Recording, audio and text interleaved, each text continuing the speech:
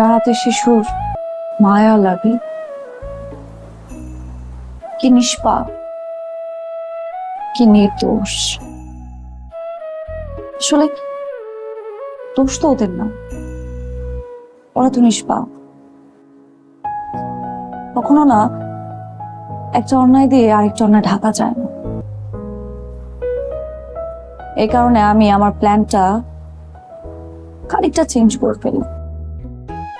দাঁড়াও দাঁড়াও দাঁড়াও, এর মানে রাহাতের বউ আর বাচ্চা বোমা বিস্ফোরণে মারা যায়নি?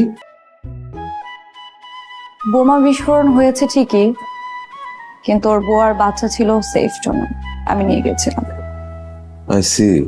আমি তো ভাবছিলাম যে রাহাতের বউ আর বাচ্চা হত্যার অভিযোগে রাহাত সারা জীবন জেলে পচে মরবে, আর এটাই হবে ওর পাপের প্রায়শ্চিত্ত। রাহাত হয়তো একদিন নির্দোষ প্রমাণিত হয়ে জেল থেকে বের হয়ে আসবে, কিন্তু ওর বউর কাছে আমি ওর সমস্ত কুকীর্তির কথা জানিয়ে দিয়েছি।